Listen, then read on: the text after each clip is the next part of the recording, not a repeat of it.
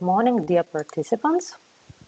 It's our immense pleasure to welcome representatives from European Commission, national local authorities, national competence centers for social innovation, public and private companies, NGOs, to the information session of the sixth call for proposal launched under ESF Plus, SA Plus initiative.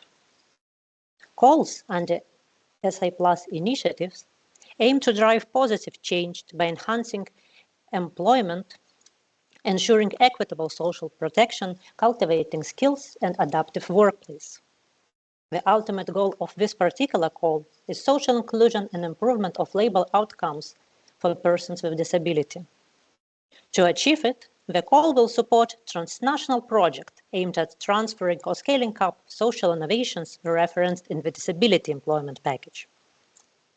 During the next 2 hours, you will learn about the background of the Disability Employment Package, how transferring and scaling social innovations referenced in the package can foster long-term results. Moreover, you will get key insights and practical guidance which will help you submit a strong, high-quality applications. So, before we proceed with our session, I'd like to pass the floor to give a welcoming address to, can you change the slide, please? To pass the floor, to give opening remarks to Lucrezia Ioni Fiore from European Commission, DG Employment, and to Sabina Bankauskaite, Deputy Head of European Competence Center for Social Innovation. Perfect. I might start. Many thanks, Ina, for this very nice welcome, and good morning to everyone. Also, a warm welcome from my side to this info session for the call dedicated to the implementation of the Disability Employment Package through innovative approaches aiming to improve the labor market outcomes for persons with disabilities. So first of all, I would like to take this opportunity to really thank my colleagues from the European Competence Center for Social Innovation. You already met Ina, but of course also Sabina, Neringa, Miguel, and all of their team, because it is really thanks to their work that this call has been launched and it will be managed and implemented in the future. Also, I take this opportunity to briefly introduce myself, but also to introduce the social innovation team at the European Commission. Indeed, my name is Lucrezia Ioni Fiore, and I work in the Commission in the Directorate General for Employment, Social Affairs and Inclusion, together with my head of unit, Raluca Painter, and my team leader, Michael Grosse. We have a dedicated team to social innovation, and we work indeed on the Social Innovation Plus initiative in close collaboration with the European Competence Center for Social Innovation. Before diving into today's program, I'm very happy that I was asked to do this opening remarks, because I would really like to stress how much social innovation is important for the European Commission and how much it can really help to achieve a truly social Europe. And this is why, as potential applicants to this call, and as so through your potential proposal, you can truly present much needed responses to societal challenges. Social innovation has a growing role in the European context. In the current programming period 2021-2027, all member states have a dedicated priority to social innovation, which translates to the fact that this represents almost 2% of the entire European Social Fund Plus allocation, and it's around 1.8 billion euros. Moreover, it is very interesting to see that a very recent OECD study was actually launched event is taking place right now this morning online, so it is really extremely recent, has showcased how much social innovation as an increasingly recognized tool in order to address societal challenges. And this is why many member states, many countries has put in place specific strategies in order to really implement social innovation successfully. I will just mention a few, like for example, France 2030 or Estonia's Vision 2030 for social innovation or Portugal's Social Innovation Initiative. So we see that there is a lot of effort in the European context in order really to implement social innovation successfully. And this effort is furtherly supported by the European Commission through the so-called EASY Strand. Under this EASY Strand, we have launched indeed the Social Innovation Plus initiative, which we carry out together with the European Competence Center for Social Innovation, which is managing the initiative under the so-called indirect management. But what is this Social Innovation Plus initiative? How it is structured? Well, I will just really explain it very, very briefly, but I think it is important and interesting for all of you to know. So it builds on two pillars. The first pillar is the one composed by all our calls for proposals, and indeed also by this specific call for proposal on the disability employment package. And the main of all these calls is really to, first of all, promote transnational cooperation between EU member states and EASY participating countries, and at the same time to facilitate the transfer of innovative approaches, meaning that through the projects that we are funding through this call, we are funding tested and successful approaches which are transferred to other contexts, transferred to other countries, and they can finally shed lights in these other countries to common challenges. So this is, let's say, the first pillar, which I believe you are very familiar with already. But there is also another pillar, which is the knowledge sharing one, composed by communities of practices and networks, which are for all real hubs for mutual learning, capacity building, and networking between ESF plus bodies and other relevant stakeholders. So we have in total 5 communities of practice. I will just mention them so you're aware, because they are thematic and they can be really interesting for all of you. We have the employment, education and skills, social innovation, social inclusion, material support, and migrant integration, plus 2 thematic networks, one focusing on the upscale of the ALMA initiative, which is an initiative for young people not in employment, education and training, and a second network called the EU Roma network. For us, the action of also this trend focused on mutual learning complements the potential of the calls, because it really ensures that all relevant actors which work on the ESF or interested to work on the ESF sit at the same table in order to tackle common challenges and exchange innovative solutions. And I'm mentioning really this trend because it can be interesting for you. I invite you to have a look on the Social Innovation Plus website. And in case you're interested in one of these community of practice or networks, to request to join, because the work that they do and the activities that they propose are really interesting and essential for our work on social innovation. So therefore, you understand that the commitment and the interest at European level for social innovation is very strong. But to go back to our call, the question we'd like to put forward is, what are we really financing through this call for proposal?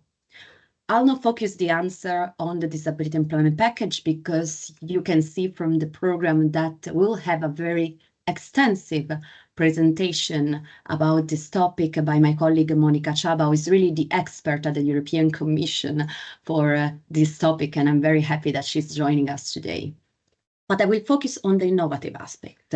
We are financing bright ideas, which we don't want they remain as somehow hidden treasures somewhere, but they have to be shared resources capable of triggering impactful changes. Bright ideas that really have the potential of maybe becoming real reforms for peoples and societies across Europe. And that's why, and this is an important aspect for this call that I would really like to underline, and I'm sure it will be underlined also later, is that all consortium eligible under this call must involve one public authority. Why? Because we want to ensure that your bright ideas really constitute a path towards systemic changes. This project that we're going to finance, they really need to represent bridges between successful practices on the ground with serious and innovative responses by the public authorities. And this is why I must say that I'm quite confident that the projects that will be selected under this call can really have the potential of inspire entire societies across Europe. So I'm happy that I was asked to do these open remarks, also because I see that there is much interest online for this call. And I really want to end by wishing you all the best of luck in embarking in this innovative journey, and also in giving your own contribution to shape our social Europe. So thank you so much. Thank you, Lucrezia. As mentioned by Ina, I'm Sabina Bankowskaite, and I'm the Deputy Head of the European Competence Center for Social Innovation. So dear representatives of the European Commission, ESF plus managing authorities and intermediate bodies, and of course all members of the European social innovation ecosystem who are interested in this call, welcome once again to this info session organized by the European Competence Center for Social Innovation. So during today's session, European Commission representatives and my colleagues will present the most relevant information about this call, its objectives, requirements, expected outputs, and opportunities provided. But before we delve into the specifics of this call, as mentioned before, it is crucial to underscore its focus on the aim to transfer or scale up social innovations referenced in the Disability Employment Package.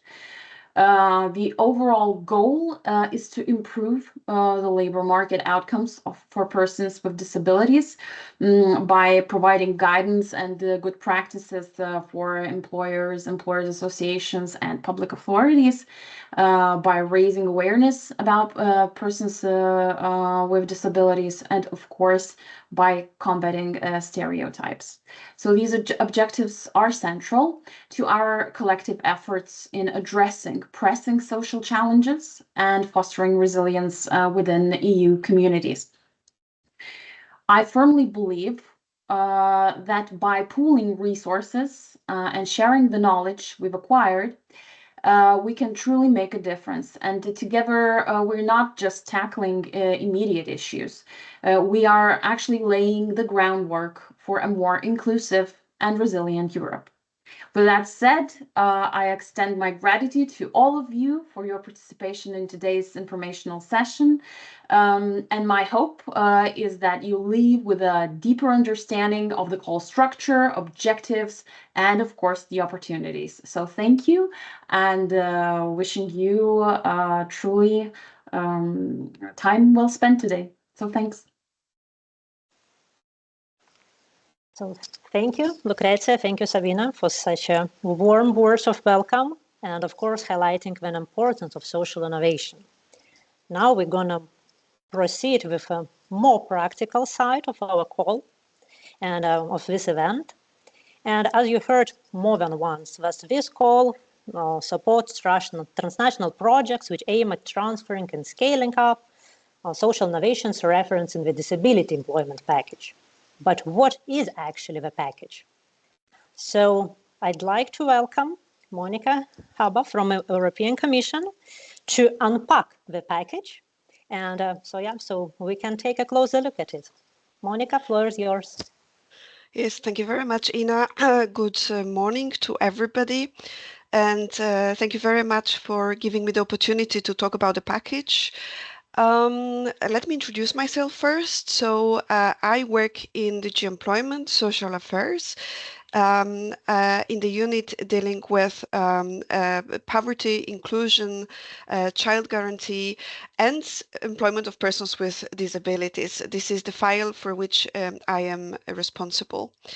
And I will talk today about the background, why we came up with the package, and also what the package is about. As Ina said, I will unpack the package for you.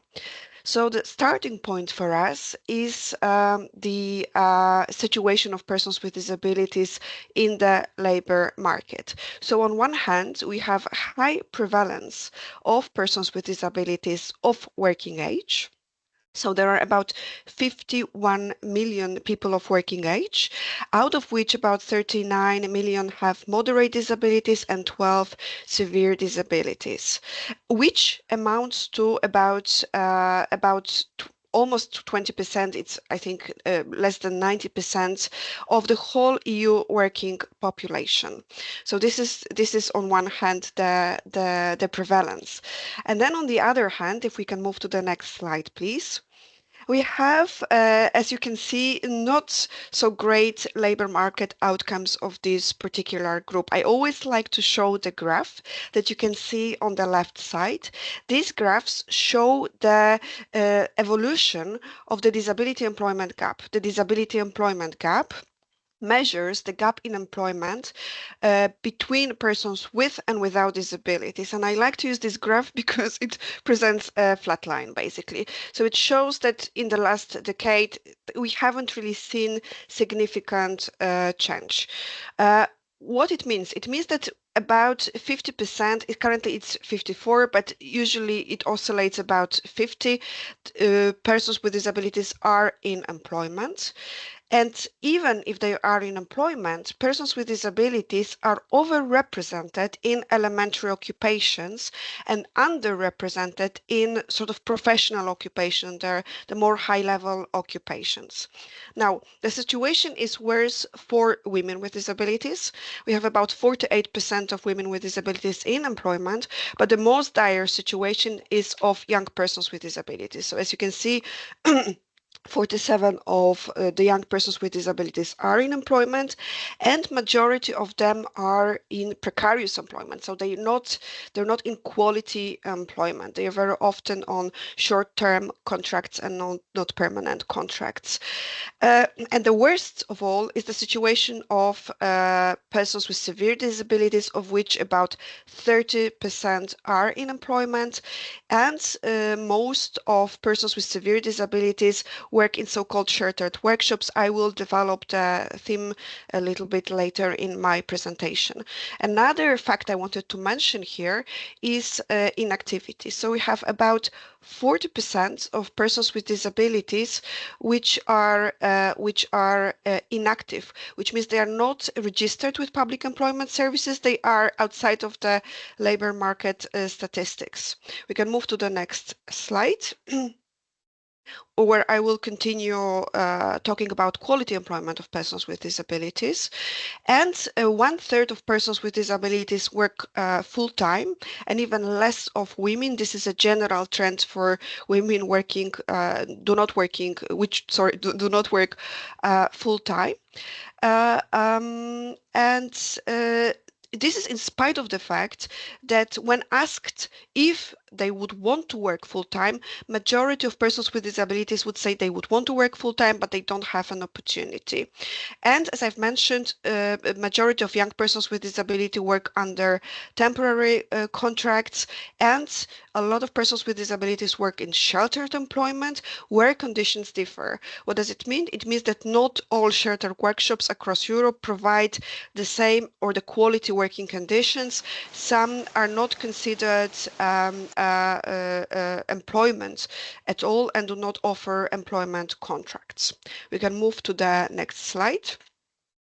And this situation persists in spite of the legal and policy framework that is in place. So first of all, there is the United Nations Convention for the Rights of Persons with Disabilities, where we have Article 27 talking about the right to the employment on the same basis as persons without disabilities.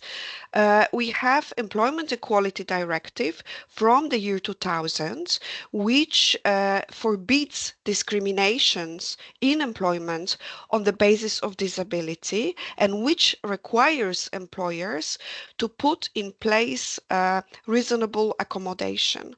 Moreover, on the national level, member states put in place quotas to ensure employment, certain percentage of employment of persons with disabilities, either in public or in private settings.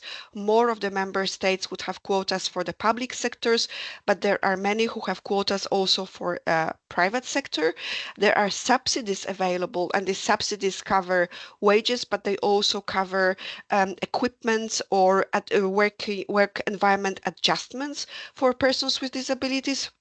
There are many awareness-raising campaigns done on a national, regional, or local level, promoting employment of persons with disabilities and promoting potential of persons with disabilities in employment.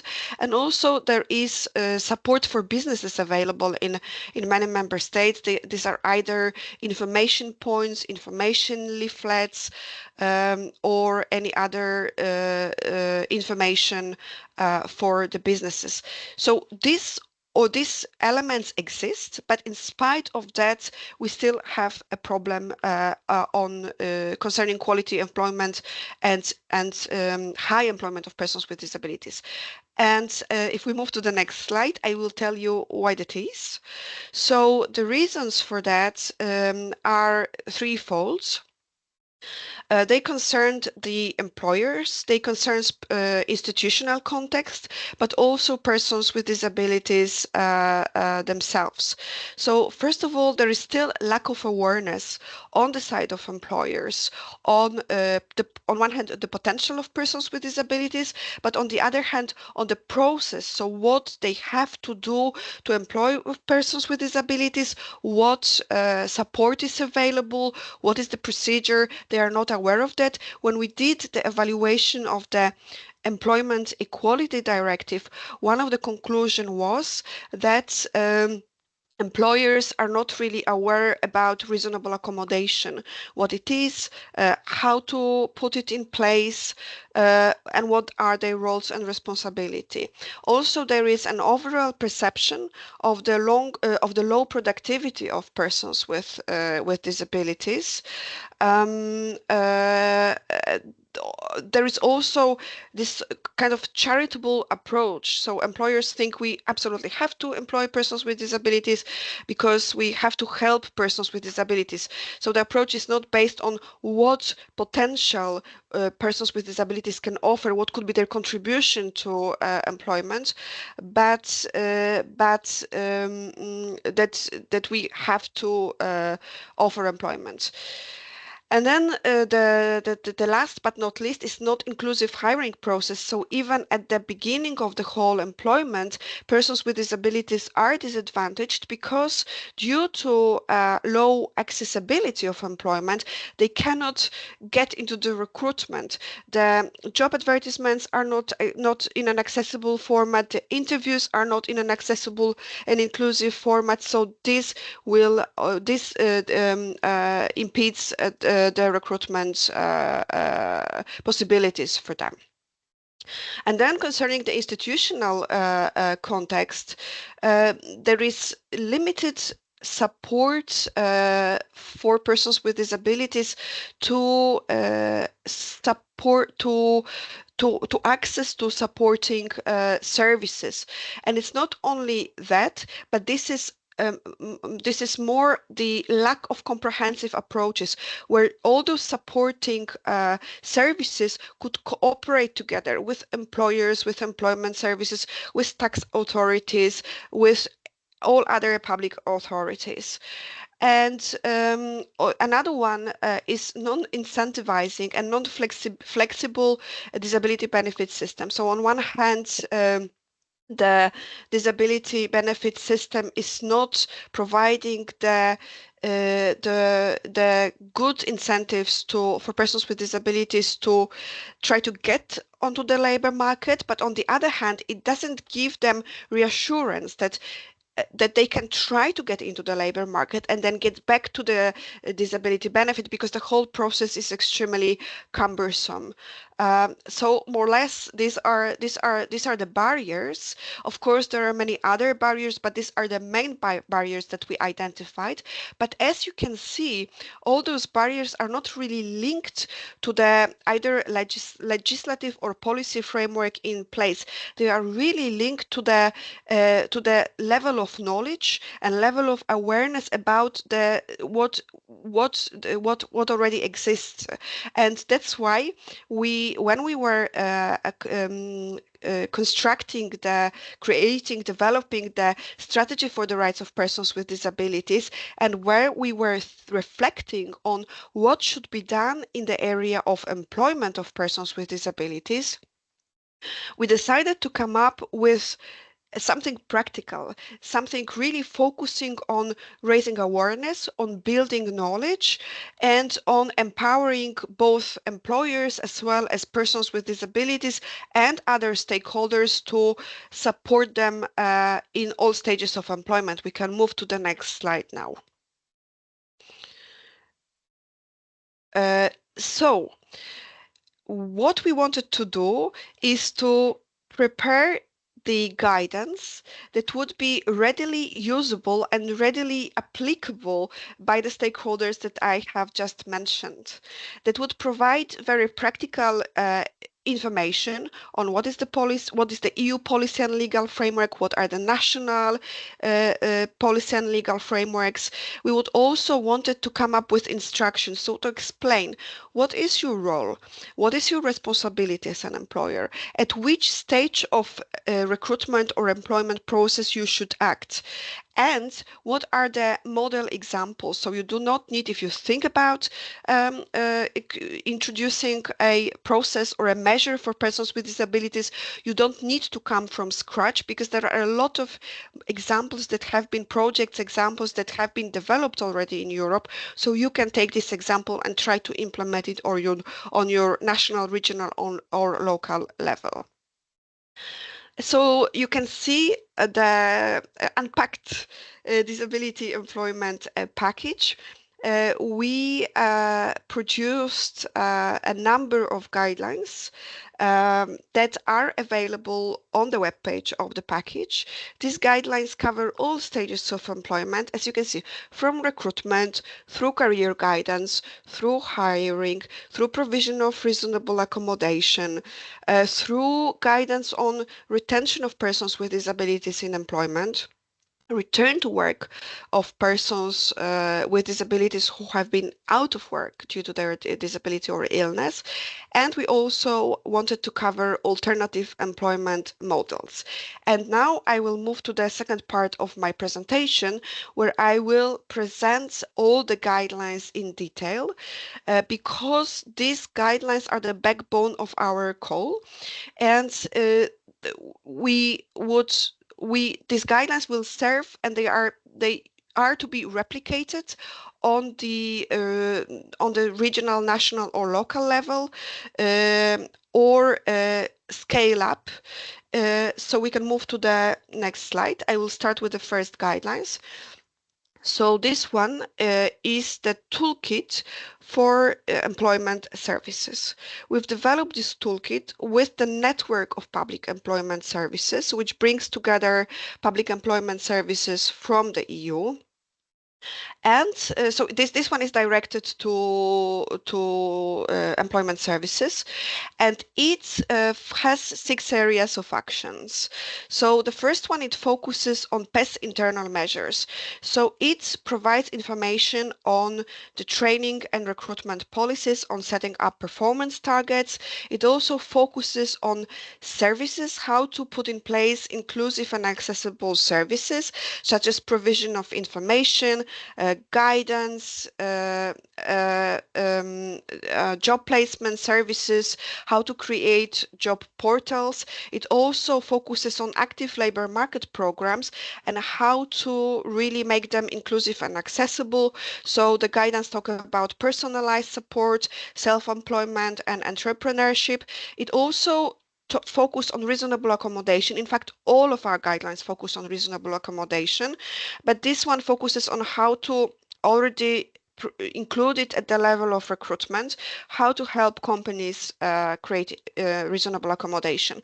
It also focuses on outreach programs. So how to make job fairs or advisory services inclusive and accessible, and how to engage in partnerships. So I see that I've received a question, but I'm not quite sure whether I should reply to it now or whether there will be a time for replies, and then I turn back to the organizers. We're gonna reply to all questions in the chat box. Okay, so perfect. you can continue with your Excellent. Very good. presentation. Very good. So I will continue. We can move to the next slide when I am presenting some examples. So it's going to be easier for you to understand. So on one hand, in these guidelines, we have these 6 areas of actions which include the guidelines. But on the other hand, this toolkit includes examples. So we can see on the screen here. The first one is from Slovenia, and it concerns cooperation of PES with tax authorities. So I've mentioned before that we don't see a lot of this comprehensive approach that would link different stakeholders. So here we promote one.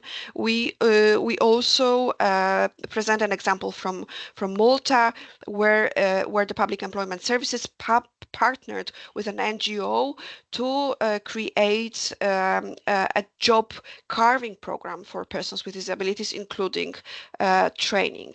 Another one is very similar, is from Belgium, where the Public Employment Services contracted an NGO to provide employment support to clients with disabilities. This is a very nice model, which has a very strong sort of outreaching part. Another example you can see on the screen is the counseling by the video in the German employment services. This is the accessible communication format and provides easy to use these guidelines. So these are just some of the examples. There are plenty of examples in the toolkit, and all of these examples you can replicate. You can try to adjust to your local content. You can reach out to the stakeholder and try to implement it on your local level. We can move to the next slide, which describes another deliverable of the Disability Employment Package. This is the career guidance. This one has been developed by CEDEFOP, which is the vocational training center of the EU. And this one has been translated into all EU languages. So it's much easier to use on a even local level when there is a language barrier. And this one presents the development on the career and training services. So on one hand, it provides information what's happening in across Europe. So if you're interested to learn what is happening in different member states, you will very easily find it. It provides information on accessible career guidance, on how to put in place high quality support, how to ensure that the training is empowering different actors, and also it provides the lessons learned and the way to move forward to implement reforms and different measures, making sure that the guidance is accessible and inclusive. Accessible and inclusive, you will hear a lot, because these are the 2 keywords for disability employment: accessibility and inclusion. We can move to the next slide when I am presenting 2 examples. As I said, there are many more examples. I'm just putting some for illustration purposes. So the first one is from Austria, is about the inclusive platform offering young persons with disabilities who are having hearing impairments orientation tests tutorials and job information videos. So this is targeting one specific group of persons with disabilities. Another one is from Finland, and this is on setting up a function on working capacity coordinators, which consists of senior specialists from various fields of expertise in career guidance, and they provide training. We can move to the next slide, and this is a very interesting deliverable of the package, which I personally like a lot, because this is slightly different to the other guidelines. It's a catalog of positive practices, of model practices. Now, we really have done a research throughout Europe and tried to collect model practices on hiring. We group these practices into 4 categories: support services for business, subsidies, quota systems, and awareness raising. I've mentioned all of them before when I said these are different measures existing on national level, yet not all stakeholders are aware of these different measures. And it's not even that stakeholders in Austria are not aware what's happening in other member states, but it's at the local level. Some stakeholders in one city are not aware what's happening in another city. So we decided to collect all these model practices for anybody who would want to replicate them. And we collected over 40 examples that have been, as I said, assessed. We worked on those examples in the context of the Disability Platform. Disability Platform is one of the flagship initiative of the strategy for the rights of persons with disabilities alongside Disability Employment Package, where we bring together key stakeholders from across Europe, be it national or regional or local authorities, the EU experts, the national experts on disabilities, and civil societies, who we really sifted through those model practices to make sure that we really promote those which we consider good practices. We can move to the next slide, where I present just 4 examples from over 40. I will maybe not talk in detail about all of them, but you can see, so there are some on supporting persons with specific barriers. So, for example, persons with hearing impairments. It provides support to them on preparing CVs, preparing for job interviews in Belgium. In France, there is a good practice on employment of persons with autism.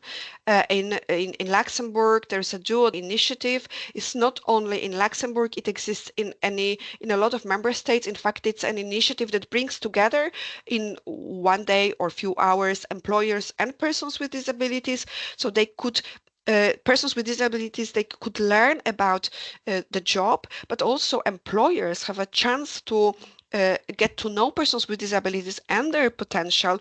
So this is we consider it a very, very good practice. And then there is another examples on, which is also very good, on bringing together insurance office, which carries an assessment and detection of an onset of the disabilities in an early stage to try to prevent it. So this is another very good examples that allows for bringing together different stakeholders to already intervene early. As I said, many more examples available. They are ready to be replicated, or the different stakeholders could be contacted to team up with them. We can move to the next slide. No, this is another deliverable which is very, very important part of the Disability Employment Package, the guidelines on reasonable accommodation. Why it is important? Because as I've mentioned at the beginning of my presentation, this is underpinned by a very strong legal basis. So we have Employment Equality Directive, which requires employers to put in place reasonable accommodation for persons with disabilities if it does not constitute this disproportional burden for employers. And when we evaluated this directive, we realized employers have little awareness about it. So we try to create guidelines for employers that would be extremely user-friendly. So we, in these guidelines, explain what is reasonable accommodation, what is not reasonable accommodation, because very often employers put in place a measure thinking, okay, this is reasonable accommodation, but at the end it's not. So then we really explain what it is, at which stage reasonable accommodation should be put in place, who are responsible for putting in place reasonable accommodation, what are the stages where to put reasonable accommodation, because it's not just in employment. Reasonable accommodation should already be put before employment, so during the recruitment process or even before recruitment process, to help persons with disabilities prepare for recruitment. So we explain very in detail the legal obligation. We provide national links so that employers could look into the links and to identify what support on national level is available for them. And then what is very important part of these guidelines is the explanation of different methods of the provision of reasonable accommodation and examples. And we can move to the next slide, where I am presenting just few examples, but there are many more. As you can see, they are structured in a way that all of them are structured in the same way that it's very easy to understand them. So we first of all present the country, we describe the employer, we explain what was the barrier for a person with disabilities to get into employment, what was the reasonable accommodation provided, what was the objective of reasonable accommodation, what is the benefit for the employer at the end, and what was the cost. These examples are grouped under different categories. So moreover, you can look into the categories, and they also present the cost, because it's very often that employers think that reasonable accommodation is very costly, where at the end most reasonable accommodation measures are not costly, or the cost is not that much as the employers think. We can move to the next slide, where I am presenting two guidelines together because they are interlinked. They are in fact based on the EU OSHA material. EU OSHA is the agency of the EU, is the agency for health and safety at work. And why we teamed up with this agency is because they developed a lot of material on prevention of disabilities, on retention of persons with disabilities in employment, and on return to work. And on the basis of these resources, we have created a manual on working with disabilities. So this is the manual that would explain you how to help persons with disabilities stay in employment and avoid their early retirement. And the other one is the guidelines on effective vocational rehabilitation scheme.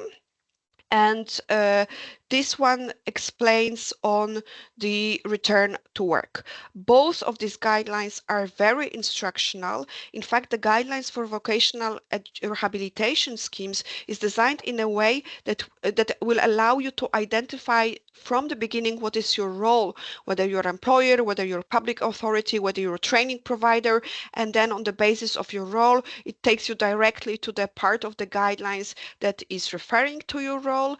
Both of them include examples, but there is another source of knowledge that I will present on the next slide. Which is the single entry point that is on the EU OSHA, on the site of the agency tab, which is the basis for our guidelines. And then basically, if you go to the site of the agency, you click on disability, it will take you to all of the materials. If you would want to read more in depth, you can also use this one. And then we can go to the next slide, where I'm presenting 2 examples from our guidelines. So the first one is on from Spain, is on the targeted trade union campaign. And this is very important again, because it shows you how important it is to bring all the stakeholders together, and trade unions play really a very, very important role. And it's very important to involve them, because they not only can represent persons with disabilities in employment, but they can also come up with specific campaigns that are needed. And then another one is the example from Belgium, FEDRIS, on the assessment of the effectiveness of personalized support for workers suffering from early signs of burnout. So again, it shows you how to prevent developing disabilities further. We can move to the next slide. And this one presents the last deliverable of the package, but not the least. This is in fact one of the also most important deliverable of the package. This is a study on alternative employment models. As I said, many persons with disabilities work in sheltered workshops, and especially persons with intellectual disabilities. These sheltered workshops differ from not only from one member state to another, but also from one city to another city. Some are considered more as a daily activity or as rehabilitations, whether others offer employment. But we had a very little knowledge on those alternative employment models, and we decided to carry out a study to collect the knowledge, to have a mapping on what's happening across the EU. What is the legal policy? What is the legal framework? What is the policy framework? What is the institutional setup of those settings? What is the impact of those settings? But most importantly, we try to define alternative employment. So what is alternative employment, and also what are the pathways to the open labor market, how to take into account the United Nations Convention of the Rights of Persons with Disabilities Comment Number 8, which prohibits segregated employment. So we try to address all those issues in this study, in which we provide more in-depth studies of 8 countries. We couldn't really focus on all the EU countries, but we try to focus on 8 countries. So please have a look in your member states. But in fact, if we can move to the next slide, you will see already whether your member state that you represent is covered in depth. So you can see whether it's covered. Even if it's not covered in the in-depth annex, then I'm sure it will be referenced in the main study, in which we define the alternative employment models. We explain what are their feature. We explain the impacts. We provide good practices on the alternative employment models. We explain the transition to the open labor market. Now, another important element of the study I will present, if we can move to the next slide, is the fact that we try to really explain a very complicated setup. You can see it here of alternative employment models. So we try to explain what is the sheltered workshops, what is sheltered employment, and then what is supported employment, which is a model providing support to be employed in the open labor market, which is the model we try to promote. So this is something that I would definitely see as projects across Europe. And then I think I am done. We can move to the next slide. This is the link to the package guidance, which I presented just in a snapshot. We didn't have more time for that, but I think it gives you an idea what is covered, and it gives you an idea what is expected. It gives you an idea that the guidance are already there, the examples are already there, so there is a wealth of knowledge on which you can base your work on the applications. Thank you very much, Ina. Thank you, Monica, for such an extensive presentation. And I think that gives a lot of clarity to our participants and for potential applicants how to build their project on the disability employment package. And of course, this is a tremendous help because already all practices has been collected by you, and you can just build on that. So now let's move to a more practical and more technical part of our session. And then I want to invite my colleague from European Competence Center for Social Innovation, Gediminas Rutkauskas, who will give you an overview, not very elaborate due to time, but however the main and the most crucial points on eligible participants, outcomes, activities, and how you can build your project based on what Monica has just presented. Gediminas, floor is yours. Thank you. So hello, everyone. As I was introduced, I'm Gediminas Rutkauskas, and I'm going to present the main aspects of the call, implementing the disability employment package, innovative approaches to improve labor market outcomes for persons with disabilities. However, before I begin, I would like to say that I'm truly pleased to witness so many participants here today who are interested in this call and who want to contribute to the increased employment of persons with disabilities. Next slide, please.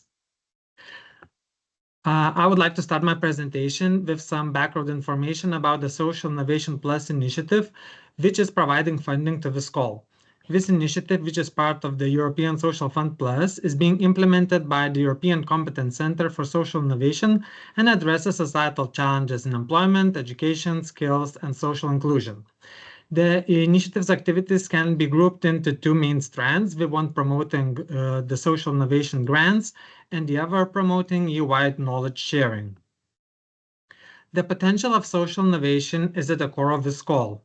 By supporting transnational cooperation, the Social Innovation Plus initiative aims to disseminate best practices across Europe in various fields and covers innovations that are social in terms of both their ends and their means.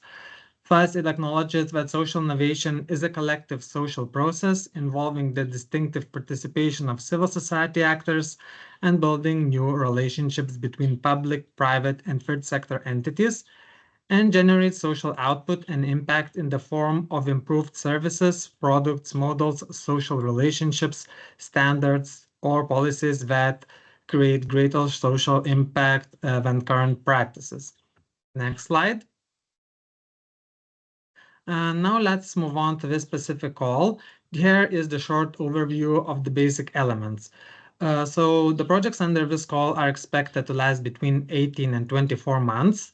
Estimated grant amounts are expected to be between 500,000 and 1 million euros, while the total call budget is established at 10 million euros. The funding is provided in a form of a lump sum grant, and only consortia can apply. Next slide. Considering the timeline, the call was announced on the 3rd of June, while the applications shall be submitted by the 30th of October this year. The application assessment process is planned to be finished by the end of February 2026, and information about the assessment results should be provided in March 2026. It is expected that the grant agreements will be signed in June 2026. Next slide. The objective of this call is to support transnational projects which aim at transferring or scaling up social innovations referenced in the Disability Employment Package. Transferring refers to the implementation of social experimentation in other contexts. either territorial or to a different sector. Upscaling refers to the implementation on a larger scale. In other words, expanding the scope of small-scale new solution to an upper level to reach a higher number of beneficiaries. Projects have to target innovative methods and practices that were successfully implemented in our context and presented in the Disability Employment Package. Next slide.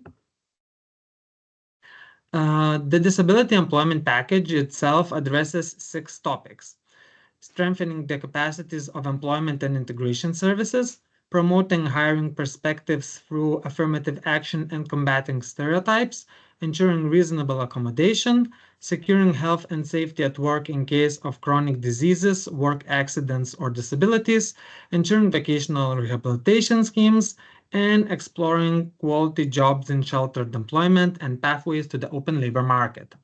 Each topic is accompanied by the documents providing good practices, which should be scaled up or transferred under this call. In this slide, we will discuss the core activities that applicants must propose to directly contribute to the aim of the call. While applicants are encouraged to propose activities best suited to their specific context, at least the following key activities are expected to be covered in each proposal: building a shared understanding of unmet or insufficiently met social and labor market-related needs by strengthening collaboration and capacity building between key stakeholders. For example, implementing initiatives that unite different kinds of entities to co-design and implement solutions that address employment challenges faced by persons with disabilities. Identification and framing of the challenges. For example, engaging key stakeholders in conducting a comprehensive mapping of barriers in the employment pathway for persons with disabilities across different industries, regions, and work settings. Identification and adaptation of proven social innovation models that have enhanced employment outcomes for persons with disabilities, as described in the package, which should serve as a reference point to put in place specific measures and solutions to identify effective models, implementing knowledge exchange programs to facilitate best practice sharing, and selecting promising models for adaptation. Selecting the appropriate method for scaling a proven social innovation. For example, determining the most suitable scaling approach based on the context, barriers, and needs of persons with disabilities. Implementing continuous learning and impact-driven scaling. For example, integrating regular reflection and evaluation throughout the project to enable timely revisions and improvements in order to ensure that innovations remain effective and scalable. Working towards mainstreaming consistent adoption. For example, fostering collaboration among key stakeholders to ensure the sustainable and widespread implementation of proven employment solutions for persons with disabilities. And participation in mutual learning events, engaging in mutual learning events organized by the European Competence Center for Social Innovation, which will be held on both online and in locations for example, Vilnius and Brussels. Now let's move on to the recommended outputs. Projects should produce outputs that make innovative practices accessible, adaptable, and replicable for other stakeholders who are able to implement similar practices. These outputs should include documented procedures, providing step-by-step instructions on implementing and adapting the practice in different contexts, manuals as comprehensive guides detailing key processes, roles, and methodologies for successful application, guidelines including best practices, lessons learned, and recommendations to support further transfer and scaling, and or other documented and accessible outputs that support the sustainable adoption and scaling of innovative employment practices for persons with disabilities across different contexts. These documents should also help to refute the stereotypes about persons with disabilities and misconceptions about their reduced productivity and cost of support measures. Please keep in mind that these outputs shall not be a mere application of the Disability Employment Package guidelines. They should be either adapted to specific sectors, groups of beneficiaries, or they should include practical instructions on the implementation of the measures and processes developed by the project. They should be reviewed by the project beneficiary, which is a public authority responsible for enacting the policies relevant to the objectives of the call with a view to their further implementation. Given the broad range of activities, specific outcomes are recommended that should be achieved with the proposals. These outcomes should serve as strategic directions for planned activities. Here are the key outcomes we recommend you target in your proposals. Firstly, capacities of participating entities built for sustainable solutions. This means enhancing collaboration among various actors and equipping stakeholders with innovative approaches tailored to address the specific challenges concerning the employment of persons with disabilities. It also includes the take-up of the developed outputs and the commitment of public authorities to implement them. Secondly, enhance stakeholder diversity and collaboration. Projects should foster broad networks, increase awareness of innovative strategies, and strengthen the communities by empowering persons with disabilities with new skills and opportunities. Lastly, increased employment of persons with disabilities in the open labor market, which also includes the help in transitioning from the sheltered employment and refuting the stereotypes and misconceptions about the employment of persons with disabilities. Next slide, please. Now that we've explored the key activities, outputs, and outcomes, let's move on to the critical aspect of structuring your application. Your application should articulate a clear conceptual framework that outlines the cyclical nature of social innovation. This includes drawing on existing proven experiences, specifying planned activities, and projecting anticipated long-term impact. Relevance of social innovation. Please explain why it is reasonable to develop further the chosen innovative approach. Specify the positive impact the innovation will generate on the target group, participating entities, and the employment system of persons with disabilities. Transnational partnership. Your consortium must consist of at least 3 eligible entities from 2 different countries. Clearly describe how each consortium member will contribute to the project's overarching goals, promote mutual learning, foster collaboration, and ensure successful execution. Diversity of stakeholders. Incorporate the quadruple helix model of innovation, recognizing the importance of public, private, academic sectors, and civil society. Identify relevant stakeholders and explain how their collaboration will be organized and beneficial to the project. User-centered approach. Prioritize the needs and interests of persons with disabilities. Ensure that their participation is voluntary and detail how their involvement in the design and development of the solution will be achieved. Impact measurement and management. Demonstrate that the proposed solution is viable in terms of impact. Present a methodology for collecting, evaluating, and presenting evidence of the effectiveness of the approach. Dissemination and communication. Describe the activities planned to promote the project results and maximize their impact at local, regional, national, and European levels. Specify dissemination channels and target groups. Next slide, please. Considering funding, as mentioned earlier, the estimated grant amount is expected to range from 500,000 euros to 1 million euros. This amount cannot constitute more than 80% of the project's total costs, as at least 20% should be co-financed by the consortium. Of course, this estimation does not preclude the applicants from requesting lower or higher grants. Next slide, please. Considering co-financing, as mentioned earlier, it should amount to no less than 20% of the total project cost. However, how this contribution is distributed between the different members of the consortium is up to the consortium itself. It can all be covered by one participant or divided among several. Double funding from the EU budget is strictly prohibited. Any project may receive only one grant from the EU budget, and under no circumstances shall the same cost be financed twice by the Union budget. Next slide. Eligible participants. Eligible participants must be legal entities and should be established in the EU member states or in the listed EEA countries and countries associated to the ESF Plus or countries with which an association agreement is being negotiated and for which the agreement enters into force by the deadline of its call.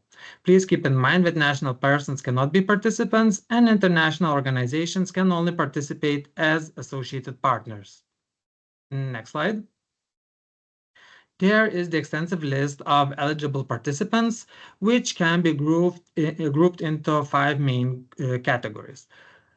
So non-governmental and non-for-profit entities, national, local, and regional authorities, public entities, research and education institutions, and private companies. Next slide, please. If the applicant's or co-applicant's entity has already been validated by the Central Validation Service and has a participant identification code, the entity's registration certificate may not be submitted. If an entity has not yet been validated by the Central Validation Service, documents certifying the entity's legal status and origin shall be submitted as an annex to the application. And in this slide, we provide the direct link. Next slide, please. Considering the consortium composition, it must contain an applicant and at least 2 co-applicants. Members of the consortium shall represent at least 2 eligible countries. At least 1 public authority must be included as applicant, co-applicant, or an associated member, and it must be established in the same country as the applicant or one of the co-applicants. And it must be responsible for implementing the policies relevant to the objectives of the call. An associated partner can participate in a project but may not declare eligible costs and will not be counted towards the required minimum number of consortium members. Under this call, an entity may participate as the coordinator only in 1 consortium. Next slide, please. Here we will discuss some useful tips for preparing your application effectively. The application, which is a collection of essential elements which we discussed in previous slides, must also include the overall project description, which is organized in the coherent work packages. Every project must include the 3 mandatory work packages: project coordination or management work package, dissemination and communication work package, and a work package focusing on specific practices presented in the disability employment package. A work package must include a description of all activities and deliverables covered by it. Each work package may have multiple activities and deliverables. Among other deliverables, the coordinator will have to provide a mandatory deliverable, the final report, lessons learned, and future plans. Also, it is essential that within application, clear links between activities and deliverables are demonstrated. In addition, it is recommended to plan a reasonable number of deliverables as they will become contractual obligations. Payments in lump sum projects are directly tied to completing specific work packages. Work package is only considered completed when all the activities are implemented and all deliverables are achieved. Next slide, please. One more useful information source. Coordinators of projects selected under this call will be required to upload key information about their projects, a short description of ongoing and planned activities, and their contact details to the Social Innovation Match, which is a great source of inspiration of past social innovation initiatives. So what is the SIM database? It is a tool to promote the transfer and/or scaling up of social innovation across Europe. The database can help interested holders to showcase social innovation examples, to search for social innovation projects developed and tested in other countries, to identify other organizations whose work is a source of inspiration, and to search for potential partners for European calls for transnational projects. Next slide, please. And here you can find or get more information about the SIM database. And next slide. And thank you for your attention. I hope that this presentation brought you some clarity and strengthened your intentions to participate in the call. Thank you, Gediminas. It's very complicated to squeeze very difficult text of a call into 20-minute presentations. Yeah, so basically, to summarize what you should know, if you operate in a focus areas of a call, you take examples presented by Monica in the disability employment package, you scale them, or transfer them in a new context, in a new region, or slightly new area. And you need also to have at least 2 partners, coordinator and 2 additional partners, one of them a public authority responsible for the labor policy and able to implement it. And of course, you need to have at least 1 partner from a different country, either EU member states or easy participating countries, and you are set to go. That's a minimal requirements for you to proceed with your applications. So now let's have a short break. It's for 10 minutes. And also, before we go on a break, I want to mention that if this information wasn't clear, or if you missed something, please, first of all, don't worry. We're gonna publish a recording of the session and slides, and also all your questions, what you sent to us today in the chat box with the answers, as well as all the relevant Q&As will be published on the call web page next to FAQ section. So we'll have all the information, and if you still have additional questions, please do not hesitate to send us in an email to dep@socialinnovation.eu. So let's go on a virtual coffee break now, and see you in 10 minutes.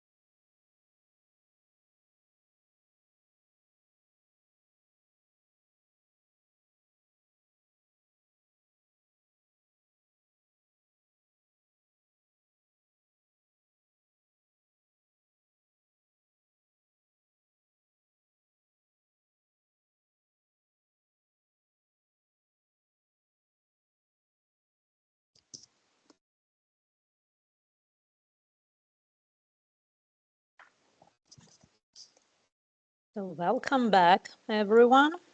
I hope that you feel rejuvenated after our short break and ready and eager to learn more about our call. As Gediminas mentioned in his presentation, the funding form for this call is lump sum funding. And under SI Plus initiative, we use this form of funding to remove some administrative burden for you related to submission of financial documents.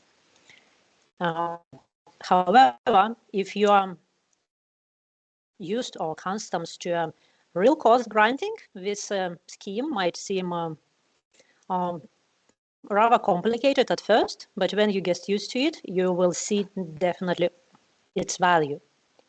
So now I want to pass the floor to my colleague Aurelia, whom you now see on the screen, and she will present you financial aspects of the call and all the peculiarities of a lump sum funding. Aurelia? Thank you, Ina. Good afternoon, everyone. Today I will walk you through some important financial aspects of this call. Next slide, please. In the next 30 minutes, I will cover these main topics. First, I will explain lump sum funding, which is the grant form used in this call, as mentioned in them. Then I will look at how work packages are linked to lump sum payments. Next, we'll go through eligible cost categories and some key cost eligibility rules. I will go through how to fill in detailed budget table and share some common mistakes that you should try to avoid. Next slide. So first of all, a few words about lump sum funding. This call uses lump sum grants. This is a simplified funding method where the lump sum approximates your actual costs. Unlike reimbursement of actual costs, lump sum funding removes the obligation to submit invoices, detailed cost documentation. So in other words, no invoices are required, but of course, your budget must still be realistic and well justified. Next slide, please. Why do we use lump sum funding? As Ina mentioned, it simplifies financial management for beneficiaries, reduces administrative burden, and speeds up the payments. And most importantly, it allows you to focus more on delivering the project results and less on reporting project costs. Next slide, please. How the scheme works in practice. So first you submit your project proposal with your estimated cost. The estimated cost goes in the detailed budget table. The granting authority will assess your budget and propose activities. If successful and your application is chosen for funding, lump sums of your project for each work package will be fixed in the grant agreement. Lump sums are accepted when all the work packages have been carried out and deliverables have been reached. Right? Yes. So lump sums will be established for each work package and for the whole project, as you see in the slide. So lump sums will be established based on three things. First will be your detailed budget table. So would be Annex 1 in the call conditions. Second would be our assessment of eligibility of your requested amounts for the activities. And third, the funding rate of 80%. Next slide. Now, a very basic but very important rule, payment of lump sum is linked to the completion of the corresponding work packages, as you see in the example provided in the slide. So you can only declare the work package as completed and get the lump sum accepted when all the work has been done and all the deliverables reached. Next slide. So let me give you a simple example. If your work package includes a deliverable, for example, 3 study visits completed, and you only manage to do 2, then the work package is not considered completed. The lump sum for this work package will not be paid. So payments for partially completed work packages are only possible at the very end of the project with a final report. Therefore, think carefully when you plan your work packages. Set a reasonable number of activities, deliverables within the planned duration. And if needed, you can split work packages with long duration in line with reporting periods. So for example, management work package, but of course, don't split them artificially. Next slide. So now the detailed budget table, or in short, DBT, This is a mandatory annex, as I mentioned, to your application. The DBT shows estimated cost per work packages and per beneficiary. The cost must be in euros, and it must match your information provided in the application. I would suggest for you to watch the online tutorial, which provides in detail how you should fill in the detailed budget table. In this slide, you have a link for that. Next slide, please. Okay, so how you fill in the detailed budget table? You start from some very simple things. First, you need to fill in the list of beneficiaries. Then you fill in the list of work packages. Once you have done this, the Excel file will generate separate sheets for each beneficiary, as you see in the screenshot at the bottom. So it will be beneficiary 1, beneficiary 2, beneficiary 3. And then you go to sheet by sheet and fill the data for each beneficiary. Next slide, please. So this is what you see in the separate Excel sheet for each beneficiary. On the left, you will see the list of eligible cost categories under this call. The list is generated automatically. What you need to do is very simple. You fill in 2 columns. You see it marked red. It would be units and cost per units. So let's first go through eligible cost categories under this call. So as you can see, first category will be direct personnel costs. So employee or equivalent calculated in persons per month. Then it would be purchase cost category, which includes travel and sustenance subcategory and other goods, works, and services. And finally, indirect costs, which are calculated automatically applying flat rates of 7% of eligible direct costs. Next slide, please. The general cost eligibility conditions are provided in section 3.3 of the call conditions. And in this section, you can also find information about ineligible cost and contributions. In short, your cost must be linked to your project objectives, reasonable, verifiable, and follow your usual accounting practices, and be in line with national and EU law. And you should estimate your costs using the same methodology as they were declared under the actual cost-based grant. Next slide, please. So now some examples how to calculate direct personnel costs. So let's start with the units. 1 unit equals 1 month full of time for 1 person. So we also call it effort, as you see in the slide.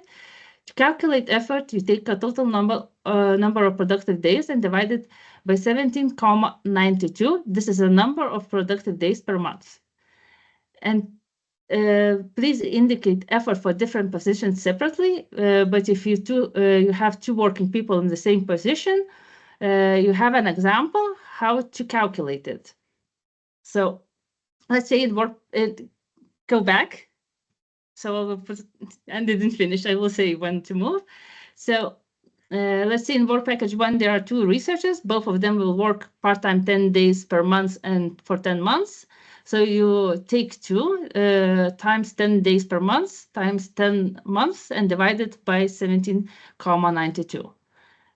And you get the units you need to provide in detailed budget table, and now cost per unit. This is an average monthly personnel cost for employees in the same similar positions. To calculate this, you take actual personnel cost per person for the last 12 months of full-time work and divide it by 12.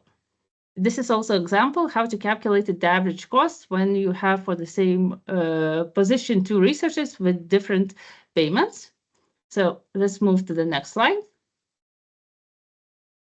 So now once you have calculated the units and the cost per units, what do? You transfer them to the detailed budget table as shown in here.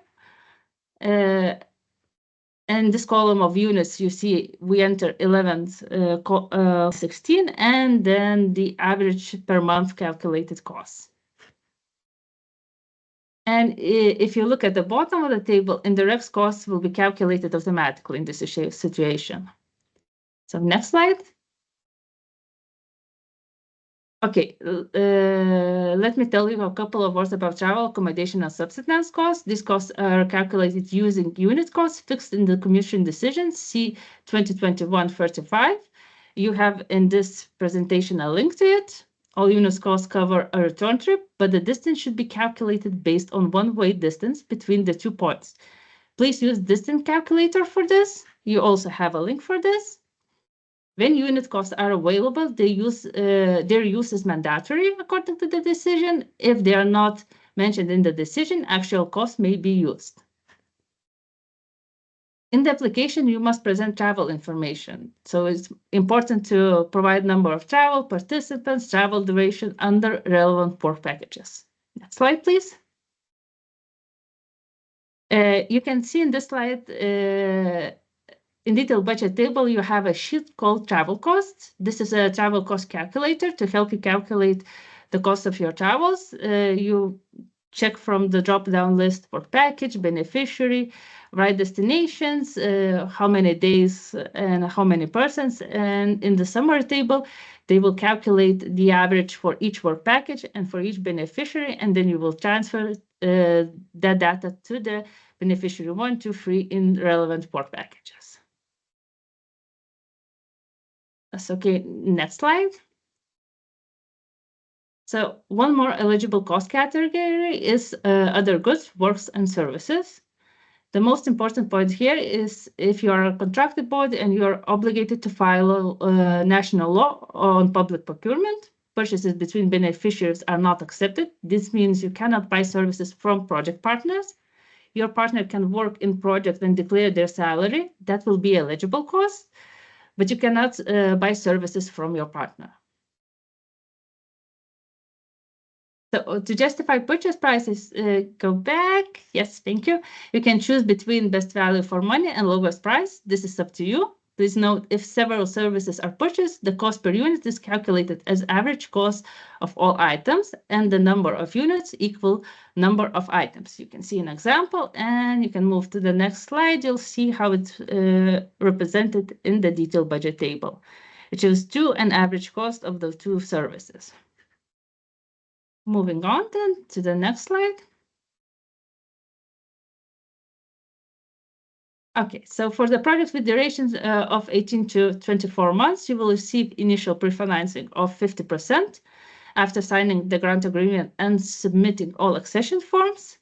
Second pre-financing would be 30% after approval of the first periodic report. And the final payment would be after approval of the final report. Next slide. Just to clarify for you, the second pre-financing of 30% could be reduced. So this is an example when the second pre-financing could be reduced. For the projects, for example, of 24 months with a 500 euro grant, the first pre-financing of 50% would be 250,000 euros. In this case, you see in the example, they use just 60% of their first pre-financing, not 70%, so the second pre-financing has been reduced by 10%. This is why it's important to structure work packages carefully, especially these with longer duration. For example, splitting long-term packages such as coordination or manager can help manage their reporting periods and support smoother project cash flow. So the best is to split it in the reporting periods. Would be the first reporting period from 1 to 12 months, and then from 14 till 18 or 24 months, depending on the project duration. Next slide. Okay, so we're going to the mistakes, the common mistakes. So first, make sure that the requested amounts are properly justified and describe in detail the activities under each work package. For example, for travel, include the number of trips, participants, destination countries, and duration in each work package. And if any personnel costs are entered under subcategory employees marked as other, or under subcategory other goods, works, and services, you have to provide breakdown of this cost in the comment sheet of detailed budget table. Next slide. So another important point includes travel costs related participation in mutual learning events. Participation in these events organized by European Competence Center for Social Innovation is mandatory. Please include the related travel costs in your detailed budget table, as they will not be reimbursed separately. Also, do not include costs for associated partners. These are ineligible. For example, travel expenses of associated partners are not eligible. However, if external experts are participating, their travel costs should be included in the category B2, other goods, works, and services. Next slide.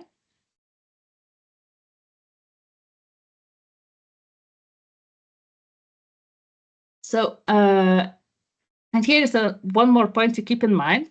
Under what criteria, when your application will be evaluated, there's a criteria quality, where you can get 30 points, and 20 of those points are cost effectiveness of your project. If the costs you request are not properly justified, you risk not only having some costs rejected or cut, but also losing points under quality, which can affect overall evaluation of your project. So keep it in mind, justifying your costs contributing to your project activities. Next slide. So, and one more point, please read the instructions for the detailed budget table carefully. Use information that is provided in sheets instruction and cost eligibility conditions. Also check all required information is filled in, for example, both units and cost per units. If you don't fill in at least one of these fields, they will not be calculated in total costs. Very important to make sure that figures in the detailed budget table match the information provided in your application. Please note the detailed budget table shows both total project cost and requested grant amount, but in your application, only the grant amount should be indicated. Next slide. So thank you for your attention, and if you have questions, please contact by our email. Thank you, Aurelia, for your presentation. It's very important to understand that there is a direct link and correlation in between your work packages, how you structure your work packages, activities and deliverables, and the detailed budget table. It's crucial, of course, in any type of projects and for real cost as well, but a special attention should be put here when we're talking about lump sum funding, because only you can get funding if all activities are completed under certain work package and also all deliverables are achieved. So yeah, you need to think about a reasonable number of deliverables. If you have too many of them, there is a risk that you won't achieve at least some of them, so you won't get your funding. And the same, you need to think about the number of beneficiaries involved in a certain deliverables or even to work package. So the higher the number, that increases the risk not to get the funding sum, not to get the lump sum. Then, of course, we're not saying that should be just one activity and one deliverable under work package, just a reasonable number to just so you can get funding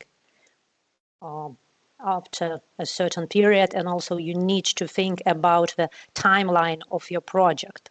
So all activities and deliverables should be structured that way, so you can report after 1 year and get second pre-financing and the rest of what you want to get at the end of your project. A lot to think of. If presented information is not sufficient, there is a tab on a socialinnovationplus.eu webpage. There is resources. You can find information and video tutorials about lump sum funding.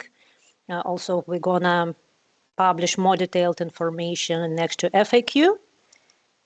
If it's still not sufficient, please do not hesitate to send us an email and we will explain you in more details how to move forward with your project. So now let's move to the next part. It's assessment of your project. So I want to invite Beata Majul from European Competence Center for Social Innovation for your presentation. Beata. Thank you, Ina. So my name is Beata Majul. I'm project coordinator at Transnational Calls team. And today I will talk about assessment and selection process. Next slide, please. So I'm planning to take around 20 minutes of your time, and during that time, I'm going to cover the following aspects. So first of all, I will give you a kind of introduction. I'll give you the general overview of the assessment and selection process, and then I'll go one by one in greater detail. So I will talk about admissibility check, eligibility check, expert assessment or assessment against the award criteria. Then I will talk a little bit about the requirements for operational and financial capacity. And I will finish my presentation with the list of exclusion criteria, which for some of you will not be new for sure. Next slide, please.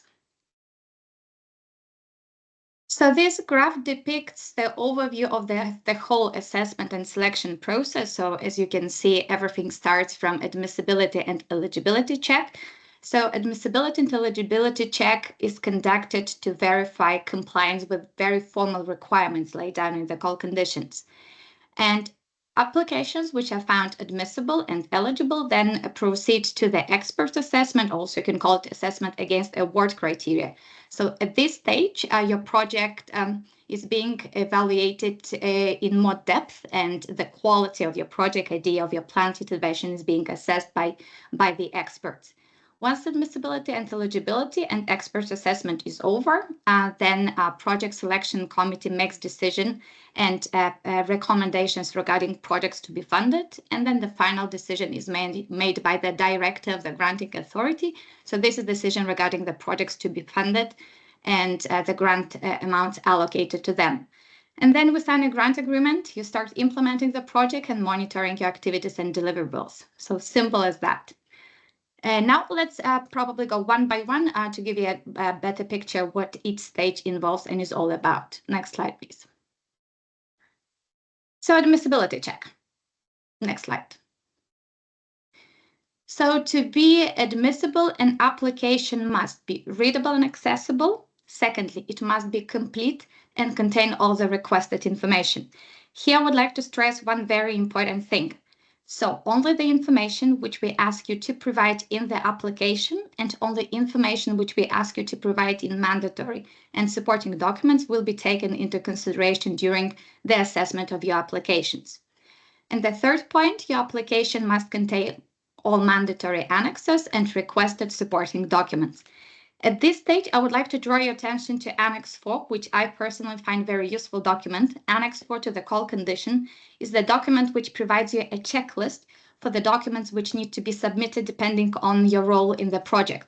So you will figure out which documents you need to submit it when you are the coordinator, co-applicant, associated partner. So Annex 4 is a good starting point to figure out what kind of documents you need to submit, but also it's a good checklist just before you submit the application to figure out if you have submitted all if you have compiled and will be submitting all necessary documents. Next slide, please. So what are the documents that need to be submitted, or what are the compulsory and mandatory documents? So number one is, of course, application. Part A and Part B, the application is filled in online in the SINA system. So this is you fill in and submit. And together with the application, you need to submit the following documents. So first of all, annex. This is the detailed budget table. When I'm using the wording annex, so this is annex to the call conditions. So annex to the call conditions.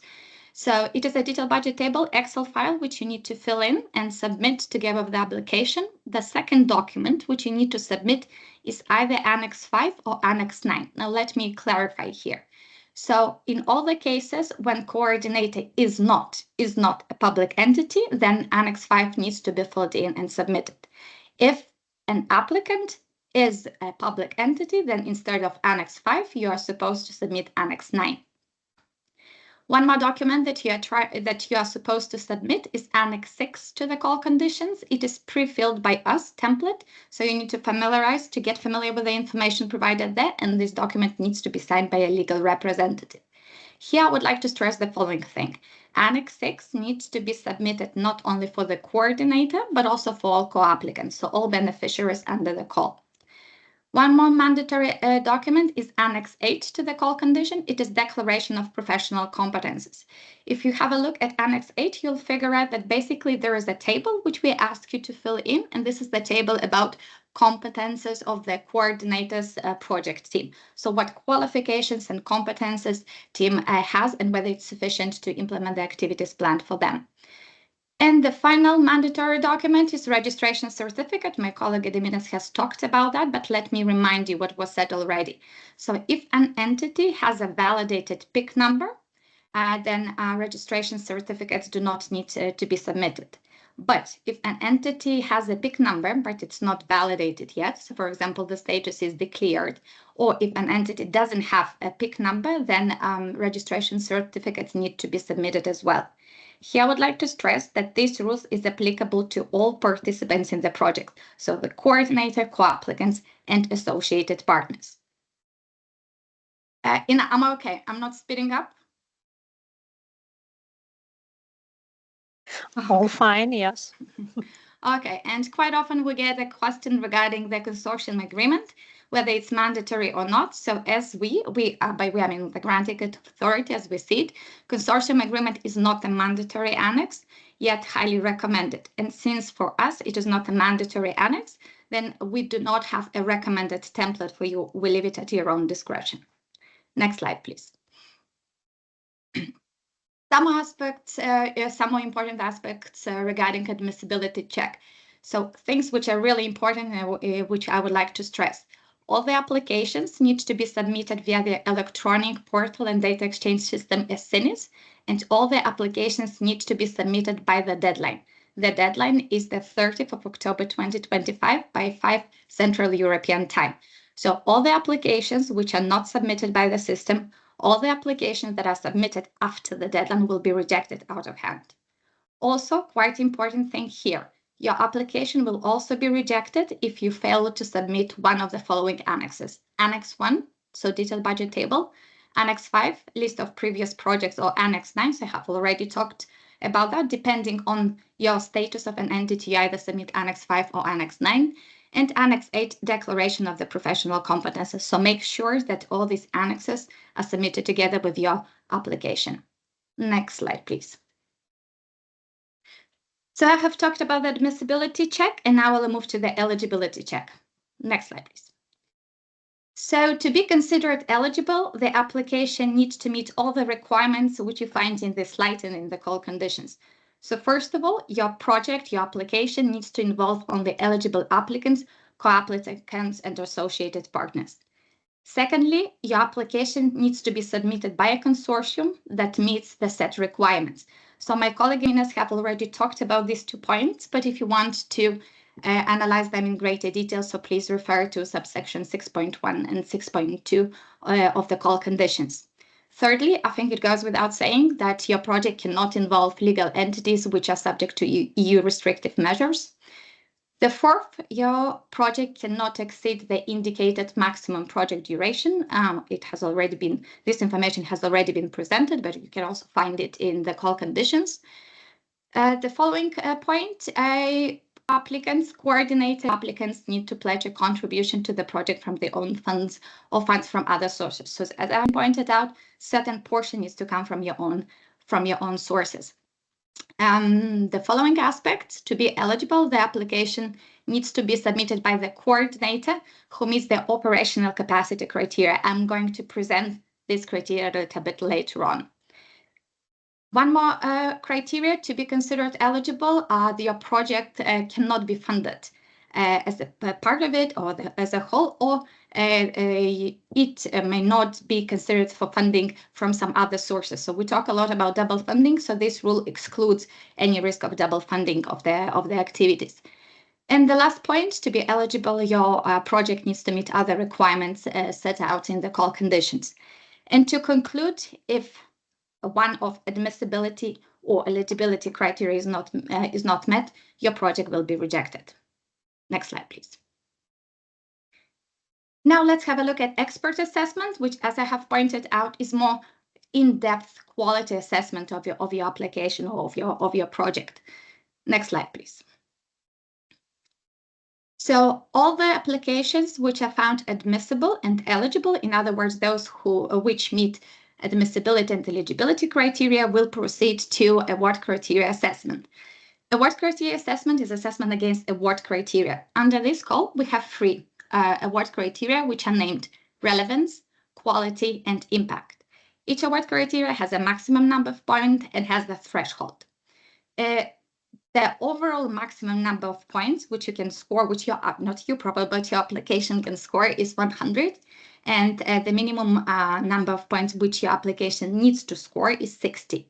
And your application will be rejected if it scores below the overall minimum threshold. So if it's get less in total, get less than 60 points, or if it does not pass the minimum score threshold set for respective award criteria. So for example, if relevance has the threshold of 25 points, if your application scores 24, unfortunately, it will be rejected. Next slide, please. In this slide, in the following ones, I'm going to overview award criteria one by one, but I would like to stress the following. I'm going just to give you the general overview, but I do strongly recommend studying award criteria in the conditions because there you will find more detailed information. So the first award criteria is relevance. So the maximum number of points which your application can score is 40. The threshold is 25. And under the relevant award criteria, the experts will assess the following aspects. So first of all, the extent to which your project contributes to the aim and the activities of the call, as well as how it fosters transnational cooperation for transfer and upscaling of social innovation. The second aspect, which will be assessed by the experts on relevance, is how well your project, how well your idea, your initiative addresses the needs of gaps in employment of persons with their disabilities. The third aspect is how well your project draws from disability employment package, which has been used the term has been used quite often today, and how strong rationale you have built for the selection of innovative practices which you are planning to adopt. And the fourth aspect and relevance is synergies. So the synergies with existing support. So complementarity of already existing solutions. So this is relevance. Now let's move to the second award criteria. So the second is quality, project design, implementation, and team. And this award criteria has two sub-criteria. The first one, which you can see on your left, is named project design and implementation. The second sub-criteria is the cost effectiveness of your project. For each sub-criteria, you can get maximum 20 points. For each sub-criteria, you need to score at least 10 points. This is the threshold. So let's have a look at project design and implementation. Under this sub-criteria, the experts will assess the following things. So first of all, clarity and consistency of your project. Secondly, logical links between the identified problems, needs, and proposed solutions. The third aspect, which will be assessed by experts, is methodology for implementing the project. So the methodology you have chosen to implement the activities you have planned. The fourth aspect is distribution of tasks, responsibilities, resources, and management tools, so whether it's well balanced. And the final aspect is the rationale for the composition of the consortium, so whether it's clear and you justify why you have built the consortium with which you are planning to implement your project. Under the cost effectiveness of the project, the experts will assess feasibility of the project within the proposed time frame and budget. So we will assess whether it's feasible time and money-wise. And the second aspect that will be assessed is cost effectiveness of your project. So whether it offers the best value for money. Next slide, please. The third award criteria is impact. For impact, you can score maximum 20 points. The threshold is 10 points. And under the impact, the following aspects will be assessed. So first of all, your impact evaluation methodology, whether it's sound enough, whether it's detailed enough. The second aspect, which will be assessed, is long-term vision. So whether your intervention demonstrates a long-term vision. The third aspect is effectiveness of dissemination of the results of your project. And the fourth is long-term sustainability. So whether your project demonstrates a commitment to long-term sustainability by actively involving relevant public authorities. Next slide, please. So I have overviewed what criteria, and now I would like to have a look at operational and financial capacity. I'll start with the operational capacity. Thank you. So let me start with the disclaimers. So only operational capacity of the coordinator will be assessed. Coordinator, operational capacity, these are the buzzwords. And the second thing, operational capacity check does not apply if the coordinator is a public entity. But here I would like to stress a quite important piece of information. If upon assess, for example, if you consider yourself to be a public entity, but the granting authority concludes that you're not a public entity during assessment of your application, and if you have not submitted the documents proving your operational capacity, your application will be rejected. Therefore, if you consider yourself to be a public entity, I do strongly recommend having a look at how public entity is defined in the call conditions, because there are certain requirements, certain conditions to be met for you to be considered by us as well as a public entity. So let's go back to operational capacity. So coordinator must have sufficient experience in project management and coordination. And for us, we consider that the coordinator has sufficient experience if you meet all the criteria set in point A or point B. The only difference between point A and point B is the following one. In case of point A, we assess the coordinators as legal entities experience in project management. In point B, we assess the lead project managers who will be involved in the project experience in project management. And then what happens? Either the coordinator as a legal entity or the lead project manager needs to have implemented at least one consortium project, which meets 5 requirements. So at least one consortium project and 5 requirements I'm going to talk about in my next slide. Next slide, please. So what are these 5 requirements we have for a consortium project? So first of all, the project should have been managed by the coordinator or the lead project manager. Managed, so you are the manager, not the project partner, but you manage the project. Secondly, the project should have involved beneficiaries from no fewer than 2 different countries. So we talk about international project. The third aspect is that the project should have lasted at least 12 months.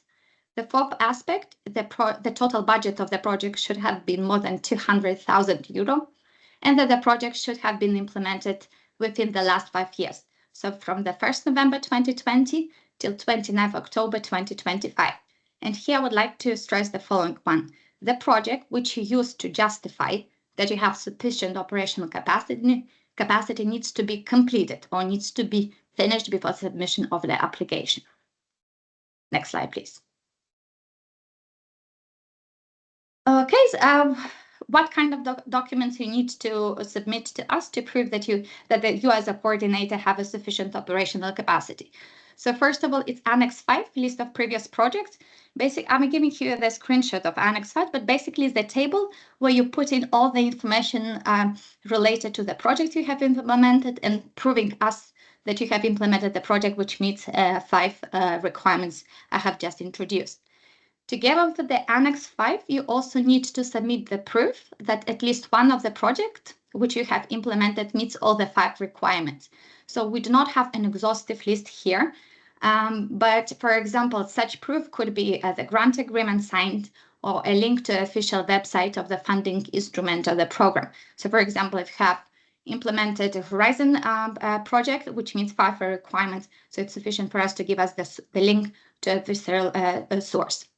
And the third document, which needs to be submitted to prove operational capacity, is Annex 8, Declaration of Professional Competences. Next slide, please.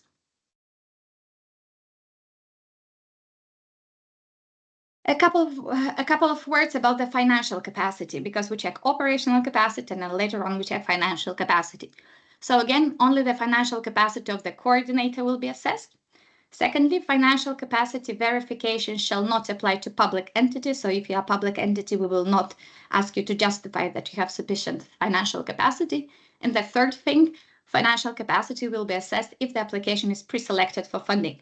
So in comparison with all the other checks, financial capacity is conducted at a bit later stage. And the coordinator shall have stable, sufficient, and solid financial resources.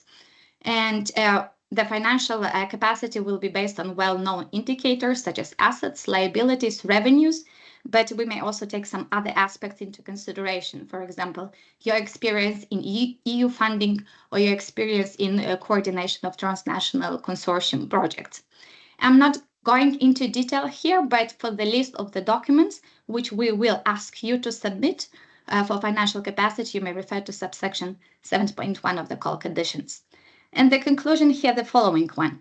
If we draw conclusions that you do not have sufficient financial or operational capacity, the whole application will be rejected. Next slide, please. Okay, and the last thing I wanted to share with you today is our exclusion criteria. Those who have been implementing project funded from EU budget probably are aware of that. So an applicant and co-applicant shall be excluded if any of them is found in any situation below. So it's applicable to co-applicants and applicants. So the first one is bankruptcy, winding up affairs administered by the courts, agreements with creditors, suspended business activities, or other similar procedures. The second one, so the applicant or co-applicant cannot be in breach of social security or tax obligations. The third one, the applicant and co-applicant cannot be found guilty of grave professional misconduct. The fourth, they cannot be guilty of fraud, corruption, money laundering, terrorism-related crimes. The fifth, they cannot have shown significant deficiencies in complying with the main obligations under EU procurement contract, grant agreement, prizes, expert contract, or similar.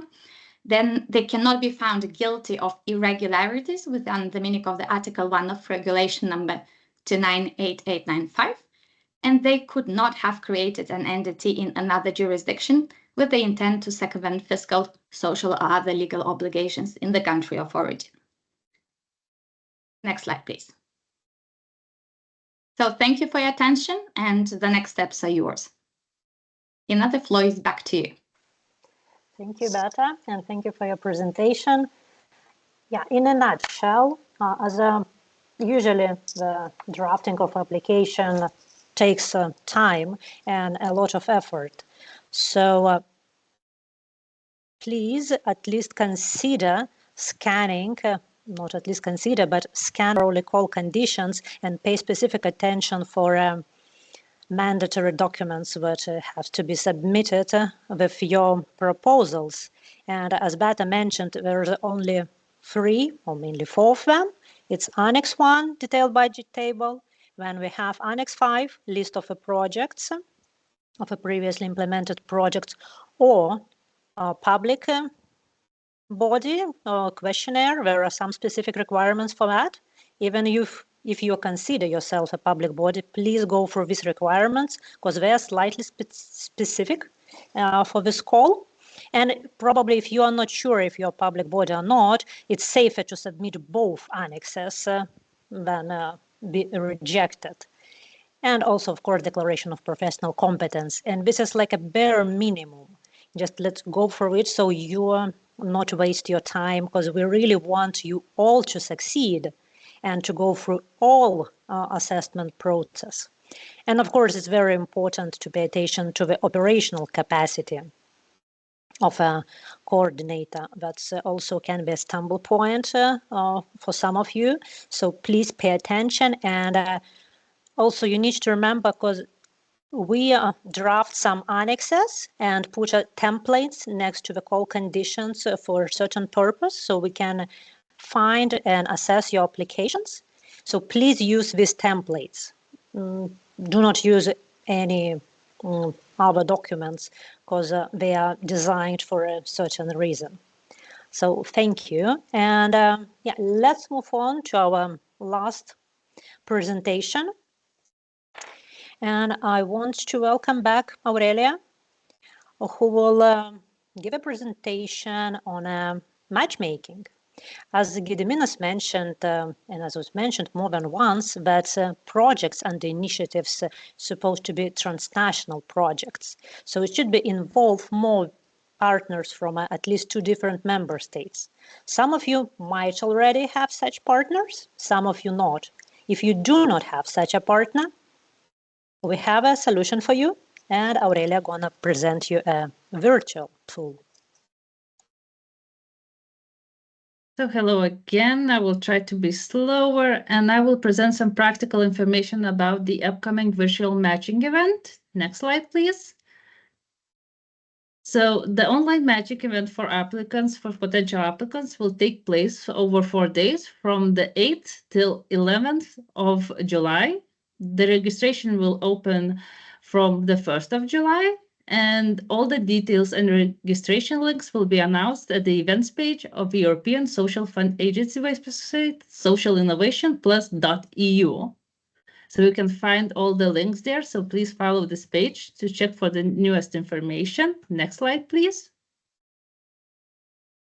So why should participate in the matching event? First, it's a great opportunity to meet diverse group of stakeholders from public, private, and civil society sectors. You will meet participants from many EU member states, giving you a chance to find partners and form international consortium, as mentioned in that.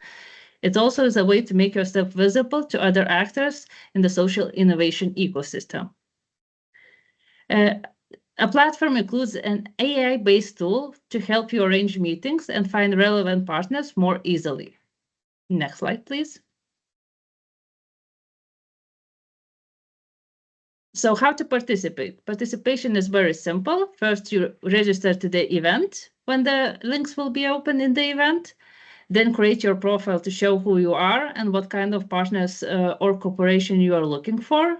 You can browse the profiles of other attendees and identify potential partners. Then you can send and receive meeting requests and messages to establish connections with them. And finally, you participate in your scheduled meetings during the event days. So from 8th till 11th of July. Next slides. So it would be that's all. That's just a quick information. For more details, you will find in our page event section. So if you have any questions, please, as mentioned before, contact us by our email, and we are looking forward to meeting you in another event. So thank you, Aurelia. Of course, this matchmaking session is designed for you to meet your partners. We will publish this information on our web page, but also we will share the link to matchmaking and more information via email with all participants of this event, so you can access it easily. Of course, we understand that now it's a summer vacation time and some of you might not be able to participate in a matchmaking session. That's why we're going to have a consecutive another matchmaking session sometimes in September. So if by that time you do not have a partner, you can still find one. Also, in September, we can't give you an exact date right now, but probably in the second half of September, we're going to have the second info session, but it's going to be more focused on questions which we receive from you during this period of time, and potentially if there are a request for that, we're going to have more practical session regarding the application process. So look forward for that.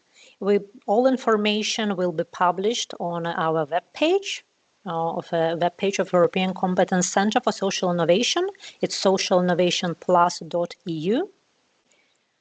What next? So yes, one more time. So recording of this session together with all slides will be shared with you, all participants, right after this event, maybe in a forthcoming few days. Also, recording will be published on the call web page. You can go for it. On the call web page, you also can find an FAQ section, and it will be constantly updated, and you can find answers to most relevant questions. And also, we will add questions and answers from this session. Also, we have on our webpage, socialinnovationplus.eu, there is resources when you can find video tutorials on a lump sum funding and how to fill a detailed budget table and some other relevant ones. So we advise you to go to the resources and check this section. Also, what we have, there is online guidance next to transnational calls, and here is the whole application process is described, and not only application but implementation of projects. Just to also we advise you to scan it just to familiarize yourself with a procedure. Yeah, that's it for now. Thank you for taking your time and participating in our info session, especially in summertime. And we wish you a pleasant summer vacation. And of course, we wish you a smooth application process, and then looking forward to receiving your applications. Thank you. Goodbye.